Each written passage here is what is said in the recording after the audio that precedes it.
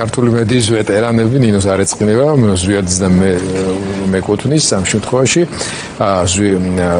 ზვიადი, ნინო ჯანგირაშვილი არიან გადაცემის სტუმრები და მინდა ვისაუბროთ ერთის მხრივ გამოვეხმაუროთ თავისთავად ამ ზიასთვის ამ ჯილდოს მინიჭებაზე, რომელთა მიმართებაში, რა თქმა უნდა, წინააღმდეგობრივი გრძნობები გვაქვს ყველას, ვინც აი ამ 34 წლოვანი და ზოგიერთ შემთხვევაში კიდევ უფრო დიდი ვადის, იმიტომ რომ დამოუკიდებელი ქართული მედია დამოუკიდებლობის გამოცხადებამდეც უკვე დაიბადა, ასე ვთქვათ, ამიტომ ჩვენ ცოტა კიდევ უფრო დიდ სტაჟს მოვითვლით.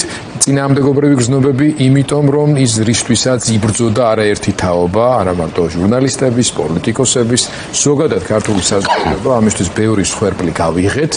მივიღეთ სურათი, როდესაც დემოკრატიული ცივილიზებული სამყარო ანიჭებს მზიას ჯილდოს, როგორც რეპრესიის მკაფიო გამოხატულ მსხვერპლს, რაც თავისთავად ქვეყნის და საზოგადოების რეპუტაციაზე ძალიან ნეგატიურად მოქმედებს. შენ როგორი გრძნობა გაქვს აი ამ მოვლენასთან დაკავშირებით?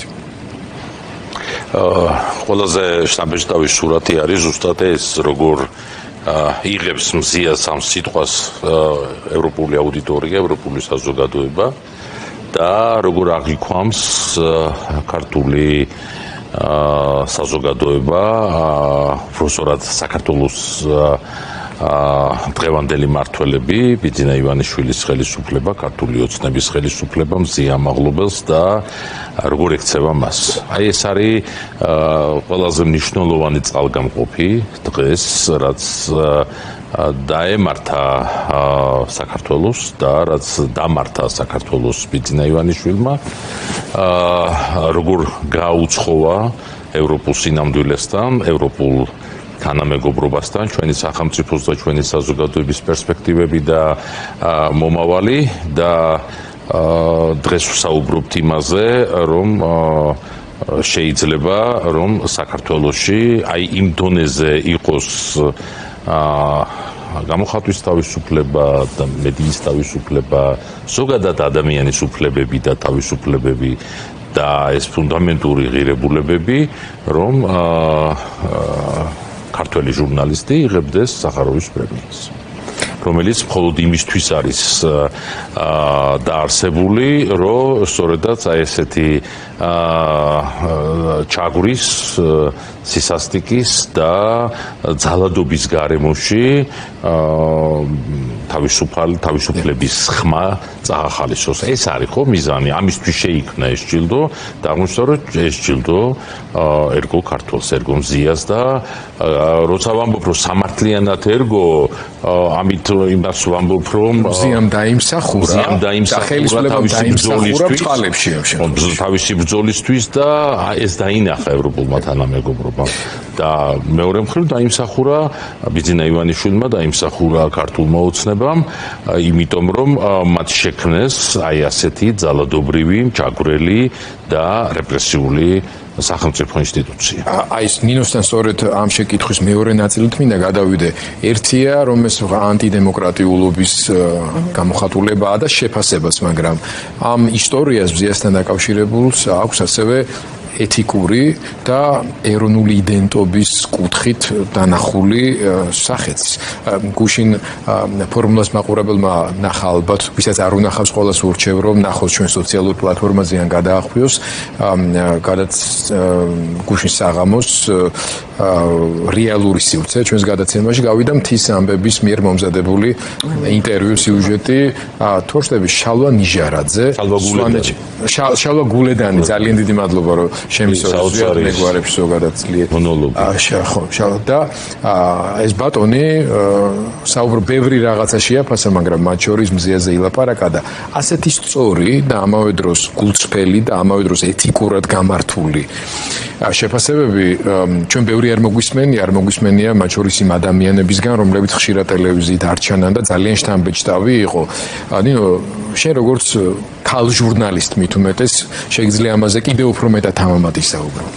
არ ვიცი, ამ შემთხვევაში ქალი მე მგონი არაფერ შუაში არ არის, ზოგადად მზიას ამბავზე და სახაროვის პრემიაზე ვიტყვი, რომ მეც გაორებული დამოკიდებულება მაქვს, რა თქმა უნდა, ერთის მხრივ მიხარია, რომ მზიას პერსონა და მისი ღვაწლი, არ ვიტყვი ღვაწლს რა მოხდა მე დაფასდა და ის რასაც ის აკეთებს, თან ისე აკეთებს ვითომ ჩვეულებრივი ამბავია, რომ არ გატყდა, რომ სწორად ხედავს სიტუაციას, რომ სწორად ხედავს რა მაგალითს აძლევს ადამიანებს, რა მხელა სტიმულს აძლევს თუნდაც თავის კოლეგებს, ამ თავისი ნაბიჯით, რა თქმა უნდა, ყველას ურჩევნია, რომ ის ოღონდ გარეთ იყოს, ჯანმრთელად იყოს და მეორე ხარისხოვანია ამ შემთხვევაში, ვთქვათ, ის გმირობის მაგალითი, რასაც ის გვაჩვენებს, მაგრამ ის ხო ამას აკეთებს არა, თან ისე აკეთებს ვითომ არაფერი, ხო და ეს მისი ღვაწლია და მიხარია, რომ ეს დაფასდა, მაგრამ მეორეს მხრივ ეს არის ძალიან ცუდი, რომ საქართველოზე გაიცა ეს პრემია ზვიადად თქვა შენც თქვი და ჩვენ უკვე ვართ ბელორუსის და ისეთი რეჟიმების გვერდით ეს იმას ნიშნავს ჩვენთვის, სადაც საქმე არის ძალიან ცუდად. და სულ უფრო ცოტა რამე განგვასხვავებს ჩვენ უკვე რუსეთისგან და ბელორუსისგან. დავუშვათ 2 წლის წინ შესაძლოა ვიღაცას რაღაც გაზვიადებად მოსჩვენებოდა, რომ აი რუსეთი ვართ, რუსეთისკენ მივდივართ და ჯერ კიდე ისეთი ტემპით არ მივდიოდით. ახლა აი ერთ-ერთი კანონების მიღება, ეს რეპრესიები, ერთ-ერთი უახლოვდებით რუსეთს. პუტინსაც კი 12 წელი დაჭირდა. ქართულოცნების წარმომადგენლების ვითომ ნახევრად ხუმრობას რომ გაიღვიძეთ ხაბაროვსკში, შეიძლება ამას რაღაცა საფუძველი ქონოდა. ძალიან ცოტა რაღაცები განგვასხვავებს. ძალიან ცოტა. ამას ხშირად აღარ იმეორებ. ხელისუფლების მხრიდან პრინციპში არაფერი არ განგვასხვავებს. უბრალოდ პუტინთან შედარებით მოკრძალებულები. კანონმდებლობითაც აი ნახე, იმიტომ არიან ესენი კიდე რომ ვთქვათ ესე, რა ვიცი მე, არ გკლავენ ყველას ერთად და თავებს არ გვაჭრიან, რომ არა აქვთ ისეთი რესურსი, ისეთი გაბლატავებულები ვერ არიან, როგორც პუტინი იყო, ვთქვათ, თავისი მასა ბირთვული სახელმწიფოთი და არმიით და ნავთობ. პოტენციალი არ აქვს, მაგრამ ისი პოტენციალიც აქვს. ხო, ანუ ამას ვამბობ, ანუ დავასრულებ. ანუ მას ჰქონდა ნავთობი, უფრო მყარად იყო, სხვანაირი სახელმწიფოა რუსეთი, მოსახლეობაც უფრო სხვანაირია, უფრო მორჩილი არის ბევრი თვალსაზრისით, ხო? დემოკრატიის მოტრფიალების რიცხვი რუსეთში ნაკლებია. ლიბერალიზმი იქ სალანძღავ სიტყვათ იყო ჯერ კიდე როდიდან, ხო? ასე რომ იმიტომ ვერ აკეთებენ მეტს, რომ აქ არის სხვანაირი საზოგადოება. მე ბოდიშიდან იფხავ გამოხეულ დიქტატურას ვეძახი ამათ არა აქვთ ეკონომიკური შესაძლებლობა იმის, რომ რამეზე დადგნენ მერე, რა იმედებიც ჰქონდათ, რომ აღარ მინდა დეტალები ეს რაღაცა შუადერეფანი თვითონ დაანგრიეს ჩრდილოეთ სამხრეთის მადლობა ღმერთს, რომ არ გამოსდით და აი რაზეც კი გათვლა ჰქონდათ რაღაც ჩინურ ინვესტიციებს ასე შემდეგ, აფერი არ გამოდის.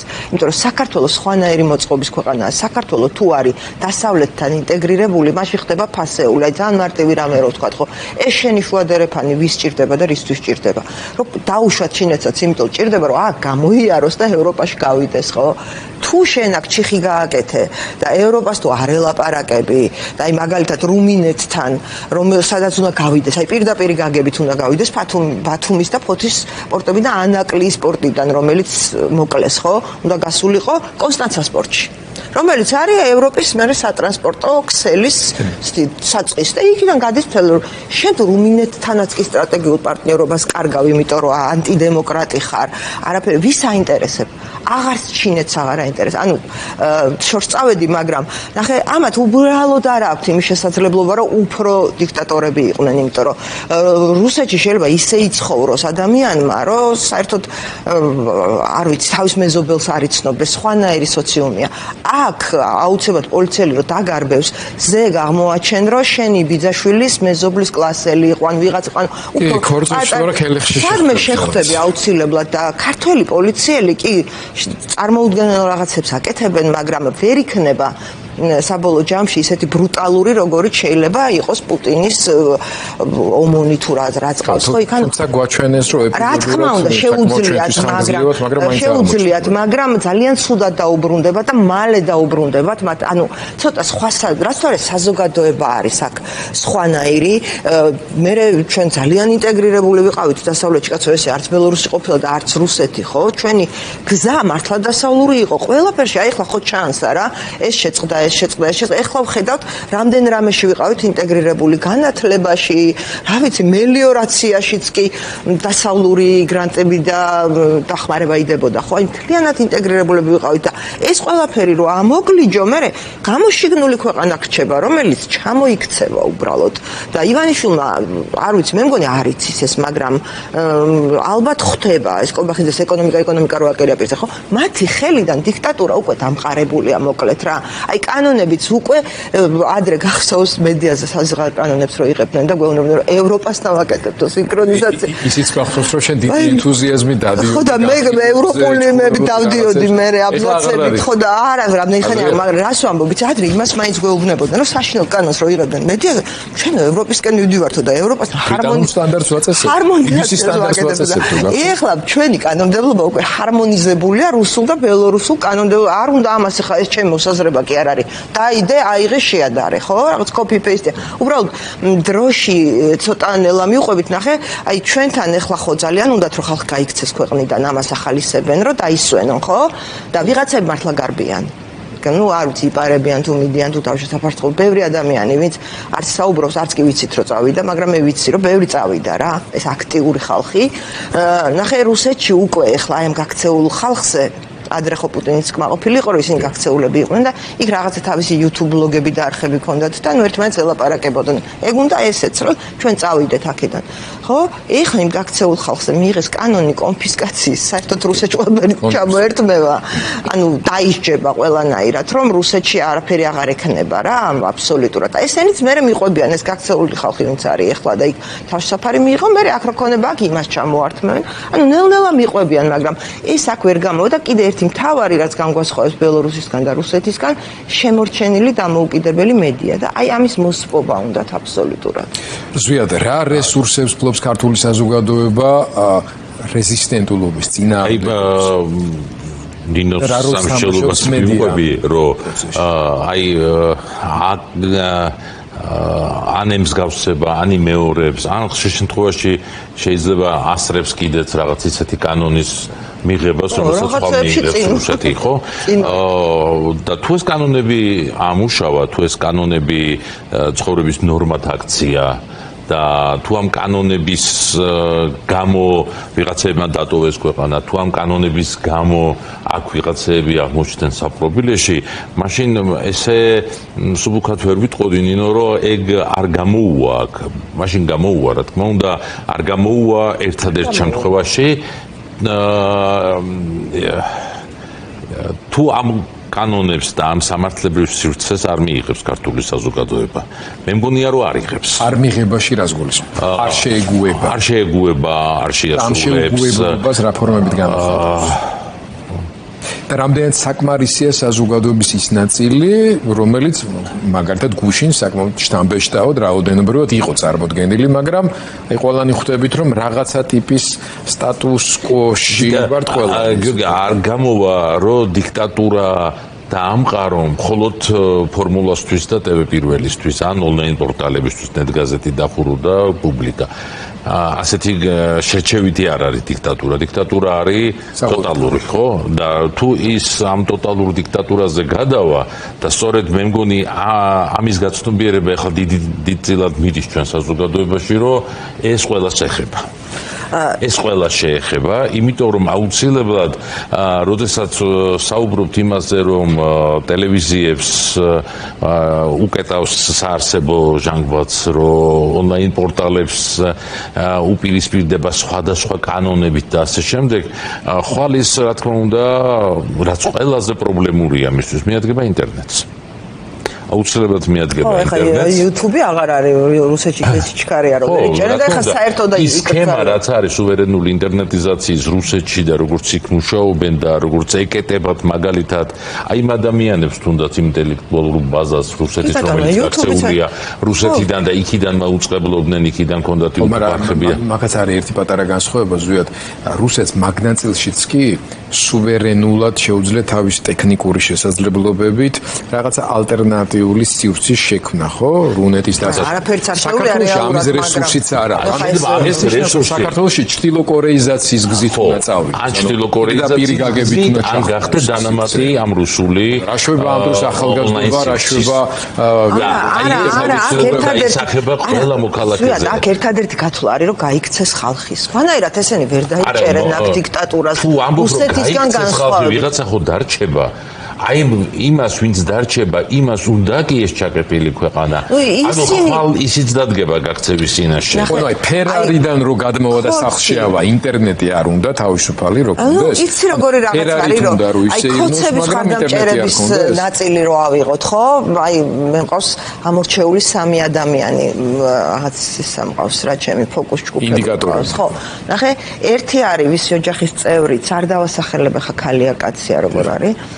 ერთი არის ვისი ოჯახის წევრიც უცებ კარგი ბიზნესმენი აღმოჩნდა ბოლო წლებში. ჰოისაოცრებავ და მანამდე არ იყო. მეორე არის ვინც დასაქმებული ყავთ ამათ და რაღაცა მათხოვრულ ხელფასზე სინამდვილეში, მაგრამ ეს ხელფასიც რო არ ქონდა შიმშილით მოკვდებოდა და პირდაპირ გაგებით ბომჟი იქნებოდა. მესამე არის რომელიც აი რაღაცა სიკეთეებს იღებს, ხა ესე არც ხელფასი აქ დიდად ბიზნესიც არ ეხმარება, მაგრამ რაღაც ერთჯერად სიკეთეებს იღებს, ხო? აი ეს ადამიანები არ თვლიან, ისინი თვლიან, რომ აქ ისეთ სიტუაცია იქნება, რომ თვითონ მათ კეთილდღებას არაფერი არ დაემუქრება, მაგრამ მინდა უთხრა ესეთ ხალხს, რომ გამორიცხულია. აქ რომ დაიწყება ეკონომიკური პრობლემები, ახლა კობახიძე, ხო? ყველაზე სისხლიანი არის ივანიშვილის პრემიერებს შორის და რომ მიადგა ისინი რომ სიპებიდან და აიპებით კიდე არ გახმაურდა ისე ძალიან, იმიტომ რომ გაჩუნდნენ ეს ქოცები ენა ჩაიგდეს, მაგრამ გაყარეს, ძალიან ბევრი ქოცი გაყარეს. ვინც იქ დასაქმებულები იყვნენ და კობახიძემ ხო თქვა 700 მილიონის ოპტიმიზაცია გავაკეთეთო და დავზოგეთო, ხო? ანუ მართლა გაუშვეს ის ხალხი. ჯერ მარტო ენერგეტიკის სექტორში. ხო, ანუ თვალყურების საბჭოები იძულებულები გახდებიან, რომ ფული შეამცირონ. აი ეხლა რასაც აკეთებენ, პირველად განათლების რეფორმა რომ დაიწყო, მე დავწერე სტატუსი, რომ ხალხო მხოლოდ ფულის დაზოგვას ემსახურება ეს ყველაფერი, მეც აბსოლუტურად არაფერს. აი ხო გამოჩნდა რა უნდა ხო? საბოლოო ჯამში დაფინანსება სტუდენტების რადიკალურად შემცირდება რაოდენობა. მე ეტყვიან ვიღაც სტუდენტს, რომელიც თბილისში ცხოვრობს, რომ თუ ქუთაისში წახვალ დაგაფინანსებ და ამ დროს ნახეთ ქუთაისს კი არ ვერჩი რამეს. უბრალოდ თბილისი იმიტომ იყო კომფორტული, რომ ნუ მესამედი მაინც მოსახლეობის ხო აქ ცხოვრობს. ანუ პროცენტულად უფრო მეტ ადამიანს არ ჭირდებოდა აქ ბინის ქირაობა და ასე შემდეგ, ანუ ოჯახებთან ცხოვრობენ. ხა ქუთაისში რო წავა ადამიანი, იქ ხო ბინის ქირა უნდა, იქ სამუშაო ადგილები ნაკლებია, აქ სტუდენტები თან მუშაობენ, თან სწავლობენ. ანუ ესენი ხო ელვისის სწრაფით აშენებენ საერთო საცხოვრებლებს, შეიძლება გამართული ინფრასტრუქტურა. ანუ ერთ რამეს ოპტიმიზაცია არა, ვერ შეინახავენ, მოკლედ რა. თავის მასაც ვერ გამოყვებავენ ხარდამჭერების და მეხოტბების რაზმსაც კი ვერ გამოყვებავენ. თან ახლა ისეთი რაღაცების კეთება უწევთ ამათ, რომ აი ისევ განათლების რეფორმაზე რო გავაგრძელოთ, ხო? ყველა ოჯახში შევა ეს ამბავი. ყველა ოჯახს მიუკაკუნებს აბსოლუტურად. ახლა ჯერ არ დაწყებულა და აი სექტემბერი რომ მოვა და მე კიდე მომავალ წლამდე თუ გაძლეს ამათ, მომავალ წელი რომ მოვა, ზუსტად ნახავენ შვილები რო ეტყვიან, რომ კაცო რა არის ეს, იქ მინდოდა, აქ მოხვდი, ეს არ მინდოდა, ესე მე რომ გამოიტანენ ამ ცენტრში შენობებს უკვე ვიცით ხო რაც მოხდება და გაყიდიან და ასე შემდეგ. ანუ გამორიცხულია, როცა დიქტატურა მყარდება, მე იქ უკვე აღარ ჭირდება კაცო არჩევნები ჩაატარა, რამდენიმე 1000 კაცი წაიყვანა ფურცელზე დაწერეს აქედან წასულების პირადი ნომრები, დაატარა უბნები და რამდენ ხმასაც უნდა იმდეს დაწერს ეგრე. საერთოდ აღარ ჭირდება ის ხარდამჭერები და Facebook-ზე კიდე ხარდაჭერის ილუზიას შექმნით ტროლები და ბოტებით, რა პრობლემაა, უფრო იაფი დაუჭდება. ანუ ყველას შეეხება, გამორიცხულია, მოკლედ აქ ამათ დიქტატურა ჯერ ერთი დაამყარონ, იმიტომ რომ აქ ძალიან ბევრი ყოჩაღი ადამიანია, რომელიც ქუჩაში დგას და ნუ ეხა ყოველდღე 200.000 კაცი ვერ იდგება ქუჩაში, ნუ გვექნება ეგ ამოცანა რა. გამორიცხულია, იმიტომ რომ მედია ვინც დავრჩით, მაინც ვცდილობთ რომ გადავრჩეთ და ამათ კი გონიათ რომ ეხა თუ დახურავენ ტელევიზიებზე აქვთ განსაკუთრებული გართულება, აგვიკრძალეს გრანტების აღება, აი მაშინ ვამბობდი რომ აი ვიღაცა რო გინდა რომ მოკლა და ჯერ კარებს რო ჩაკეტაო, რომ ვინმე არ შემოგისწროს. ანუ თავი დაიზღვიეს, რომ ვინმე არ დაგვეხმაროს, იმიტომ რომ ესეთ სიტუაციაში ბუნებრივია უცხოურ ფონდებს, დონორებს უჩნდებათ სურვილი რომ დაგეხმარონ, მაგრამ ვეღარ გვეხმარებიან ვერანაირად. ანუ ამათ გონიათ რომ ტელევიზიები ბიძგებს ამოჟლიტავენ, დახურავენ და ნუ მერე გაილაღებენ, მაგრამ ესე ვერ ხდება. საბედნიეროდ ივანიშვილს როგორც წარმოუდგენია, სამყარო ისე არ არის მოწყობილი. მოდი ზვიათსაც მოусმინოთ. ხო, არა, ოპტიმისტური ნარევებით საბოლოოდ რა აზრის ხარ? ანუ შენ პესიმისტი, მე ოპტიმისტი ესე. არა ვარ პესიმისტი. მე ვარ რეალისტი. აღწერ ამ სურათს, რა თქმა უნდა, კი. ანგრევს იმ განათლების სისტემას, ანგრევს იმიტომ რომ ფინანსების ოპტიმიზაციაც უნდა, იმიტომ რომ არა ანგრევს. მაგრამ მიზანი მაინც არის სწორედ ის, რითაც უნდა გამოირჩეს ეს ივანიშვილის დიქტატურა. ეს არის ის, რომ ქართული განათლების სისტემა უნდა იყოს მთლიანად კონტროლირებადი, უნდა იყოს მთლიანად იდეოლოგიზებული, ისე როგორც მას მიაჩნია საჭირო და უნდა იყოს მთლიანად იზოლირებული. ანუ არ უნდა კონდეს მას კავშირი დასავლეთთან, იმიტომ რომ ჩვენ ვხედავთ, რომ ჩვენი საგანმანათლებლო და სამეცნიერო პოტენციალი სწორედ იმის ხარჯზე გაიზარდა და გახდა თანამედროვე, რომ ჩვენს უმაღლეს აკადემიას ჰქონდა კავშირი დასავლურ სკოლებთან, ხო? ჩვენს მეცნიერებს ჰქონდა კავშირი დასავლურ სკოლებთან და აი ეს ბოლო 20-25 წლის განმავლობაში ძალიან კარგად გამოჩნდა და ახლა ვსაუბრობთ იმაზე, რომ ეს უნდა ჩაიკეტოს და აქ შეიძლება ერთი მხრივ კი შეიძლება აი ეს ჩაიკეტება, ვერაფერს ვერ მოასწრებს კობახიძე ამ სიმახინჯის გაკეთებას. არა, ვერ მოასწრებს უბრალოდ. მაგ ოპტიმიზმში მეც მოყვები.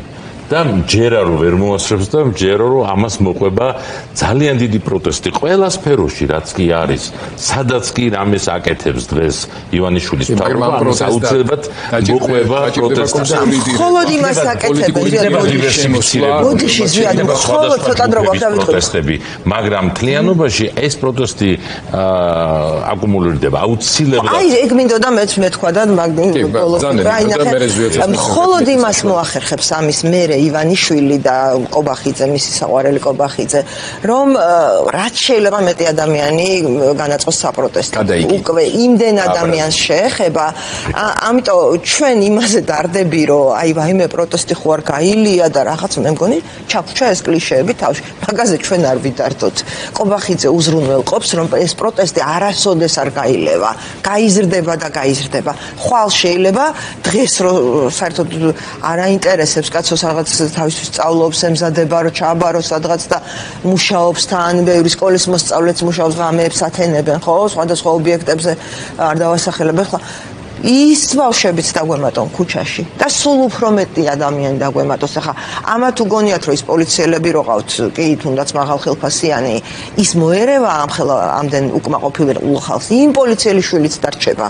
ანუ ისეთ სფეროებს შეეხნენ, უკვე რასაც ყველას ოჯახში შეაქვს პრობლემები და უბედურება აბსოლუტურად და ვერ გავიგე ხა თუნდაც რა ინფლაციაც აქ არის და რა ეკონომიკა სადაც მირბის ის პოლიციელი რა სადმე და მისი შვილი სადმე უფრო იაფად ყიდულობს, რამე ისეთი ადგილებიც არა.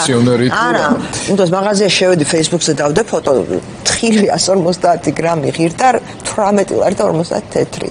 აი რა ლოგიკით შეიძლება 150 გრამი ხილი ღირდეს ეს, ხო? მაშინ გითხრან რომ ლარი არის უკვე კუპონი, ხო? სხვა არანაირი ლოგიკა არ არის და ვერ გავიგე რა ეს პოლიციელი სადმე რამე სხვანაირ პროდუქტს ყიდულობს, იგივე ექსელებში არ დადის, სადაც ჩვენ დავდივართ, იგივე ჩვენ ხო სინამდვილეში აი რა არის, იცი რომ ჩვენ ერთი ორგანიზმები, მე რო ქუჩაში რიგითი პოლიციელი ხდება, ეხლა არ მინდა ვთქვა პრობლემას იმედი არ შევქმნი, მე მიყურებენ მათი უმეტესობა როგორც თავისიანს და ძალიან თბილად ხვდებიან.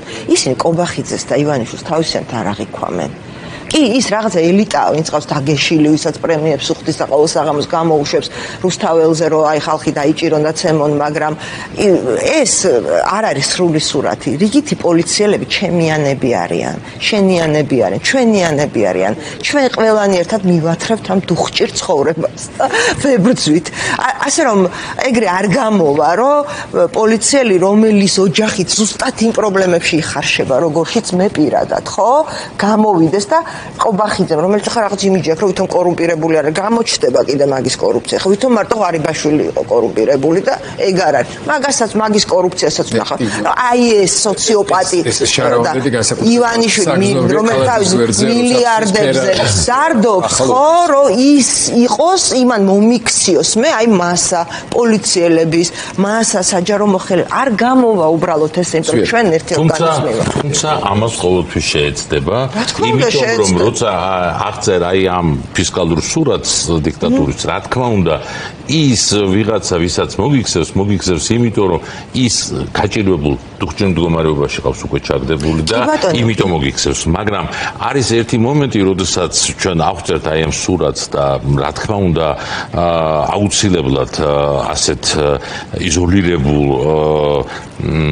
სივრცეში დიქტატურის დამყარებას როცა შეეცდება ბიძინა ივანიშვილი, აქ იქნება დიდი სოციალური გასაჭირი, იქნება დიდი ფისკალური პრობლემები, აუცილებლად იქნება ეს, მაგრამ ჩემთვის მაინც უფრო მნიშვნელოვანი არის ის, რომ აქ საზოგადოება ღირებულებების გამო არის დღეს პროტესტულ ტალღაზე.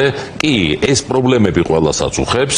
აი მაგალითად გუშინე ვინც ახსენეთ თქვენ ღია სივრციდან საოცარი მონოლოგის ავტორი შალვა გულედანი, ხო? აი ეს ადამიანი როცა საუბრობს, ის საუბრობს, მას აქვს თავის სოციალური გარემო. ის ხედავს მზიან მაღლობელში ხედავს ჟანა დარკს, ხო? აი როგორი შედარება აქვს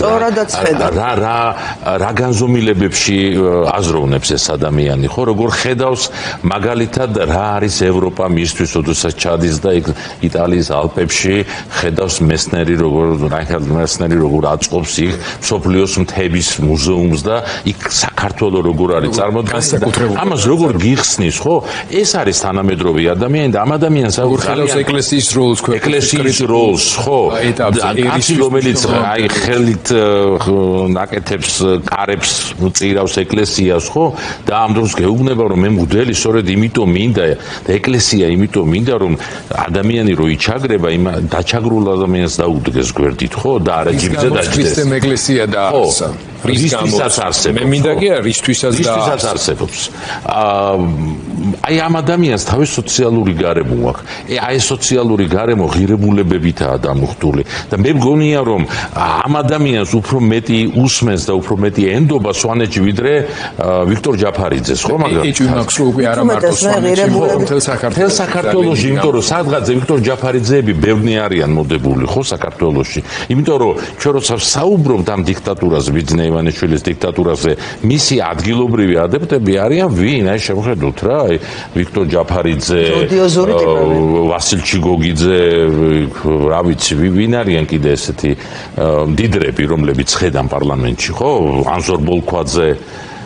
აი ეს ადამიანები არ არიან ღირებულების მატარებელი ხალხი, ის რისთვისაც შეიძლება მათ ვინმე წაყვეს, იმიტომ რომ ადამიანებს აქვთ სურვილი და ამას ვხედავთ, რომ არის ესეთი ღირებულებითი კომპასები და ამ ადამიანებს უსმენენ და ენდობიან და რა თქმა უნდა არ დაუშვებენ იმას, რომ უბრალოდ იმიტომ დაამყაროს დიქტატურა ივანიშვილმა საქართველოში, რომ მას ასე უნდა, მას რაღაცა წარმოდგენა აქვს ესეთი ჩაკეტილი საზოგადოების, საქართველოს საზოგადოება არასოდეს მის ისტორიის მანძილზე არ ყოფილა ჩაკეტილი, შეიძლება ეს იყო დათრგუნული საზოგადოება, შეიძლება იყო დაპყრობილი საზოგადოება, მაგრამ ყოველთვის ღიაობისკენ ორიენტირებული საზოგადოება იყო და აი ეს ჩაკეტო ეს საზოგადოება და მოაქციო აი მარწუხებში და თქვა რომ აი ახლა შენ ვერაფერი ვერ უნდა დაინახო, იმიტომ რომ შენ ამით იყავი კმაყოფილი, აი რო დაიბადე უკვე იმით ახარ ბედნიერი და იქ იყავი და იმის იქეთ არაფერი არ ნახო და არ შექმნა, ასეთი დიქტატურის შექმნა რა თქმა უნდა ძალიან რთულია, თუმცა ის ამას აკეთებს, ის ამას ეუბნება საზოგადოებას და აი მოდელს როდესაც გვთავაზობს რომ წადით ზედმეტები, ეს წადით ზედმეტები ზუსტად იმას ნიშნავს რომ ის ხალხი უნდა მოაშოროს ამ საზოგადოებას, ვინც ამ წინააღმდეგობა ხო უკომპასო დატოვოს. აი ვიტყვიცი რა არის მეთანხმების ვიაც აბსოლუტურად უბრალოდ მე ღირებულებებზე იმიტომ არ გავაკეთე აქცენტი და უფრო რაღაცა პრაგმატულ ნაწილზე გავაკეთე, იმიტომ რომ მე რეალურად ახლა საზოგადოების რაღაც ნაწილს ველაპარაკებოდი რა ნახე კოცები რას აკეთებენ რომ ამბობენ რომ ესენი რებს ლაპარაკს უსმენთ ამათ სინამდვილეში ხო ეგ არის რომ ჩვენ რო აქ ვართ ომი არ არის და აი ნახეთ რუსეთთან იმიტომ ვართ კარგად რომ ეკონომიკა არ ჩამოგვექცეს სინამდვილეში როგორი დიდი ტყუილია ეგ რომ რუსეთთან კარგად ყოფნით რამე რაღაცა ჯგუფები ხეირობენ ხო მე ამიტომ ლაპარაკობ აი ამ ადამიანებთან რომიც პრაგმატულად თვლის რომ აი კოცი რო არ იყოს ესე ანუ პარაზიტირებენ ისინი სინამდვილეში უკრაინის ტრაგედიაზე უკვე ამდენი წელია ხო ღირებულების თვალსაზრისითაც მე მართლა იმ რიგით პოლიციელზე რო ლაპარაკობ მე სულ აი კონკრეტულ ადამიანებზე ვფიქრობ ხოლმე რა აი იმ რიგით პოლიციელზე ვინც ქუჩაში რომ ხდება ძალიან ბედნიერი მიღიმის ხოლმე და ძალიან თბილად მელაპარაკება და მეკცევა ხო მან რო დაუშვას პროპაგანდა ისე ამუშავებს ამ ყველაფერს ისე ფუთავს თითქოს ეს ნუ აი უბრალოდ იმიტომ რომ ეხლა ომში არ ჩავერთოთ და რაღაცა და ამასობაში რუსეთისკენ მიყავთ ხო მაგრამ მართლა დაუშვას არ ჯერა ბევრს დღემდე რომ ამათ რუსეთისკენ მიყავთ საქართველოს მართლა არ ჯერათ თორე მართლა რომ დაუშვას ბევრმა ადამიანმა ვინც ახლა ცოტა ისე არის ნეიტრალურია და რაღაცა რომ ამათ რუსეთისკენ აი ღირებულებებისკენ რეალურად მიყავთ ქვეყანა რუსული დიქტატურისკენ რეალურად მიყავთ ქვეყანა ხო დარწმუნებული ვარ რომ ბევრი მათგანი ჩვენთან ერთად ადგება ქუჩაში უბრალოდ პროპაგანდა ცდილობს ისე შეფუთოს ხო ნახე რა გამოაცხადეს ჩვენ ახლა შიდა ევროპულ დისკუსიებში ვართ მე რაო იქაც აკრიტიკებენ ერთ ხო იმიტომ რომ აი ახლა იქ წავიდნენ ახლა ორბანები გამოვიდნენ რომ შიდა უკვე ევროპაში ვართ და ახლა იქ დისკუსიები, შიდა ევროპული დისკუსია. მადლობა ხალხო ძალიან, თუმცა იქიც ახლა დავამთავრეთ იმაზე სამჟელოა მათ შორის ღია დისკუსიაში ტელევიზიით, განსაკუთრებით ჩვენი პროფესიის წარმომადგენლების მხრიდან რანაირად ხდება, რომ ფაქტობრივ რუსეთს აშენებდეს დიქტატორის საქართველოში ტროტუარზე გამოხატვის თავისუფლებას გიგრძალავდეს და ჯერ კიდევ კონდეს ილუზია რომ რუსეთისკენ არ მიყავხარ. გეოგრაფიულად ასე ხელით ვერ აღსვავს და კომფორტულია მათთვის თან ეს პოზა, მაგრამ იდენტიფიცებულებას დებენ ესენი უკვე რომ სადღაც ამ ზღვარს გადავლენ და ყველანი ქუჩაში დავდგებით. ეს არის მოსავალ. აბსოლუტურად ყველანი ქუჩაში დავდგებით. ძალიან დიდი მადლობა მინდა გითხრათ. აქ დავამშვიდობთ დროების მაყურებელს.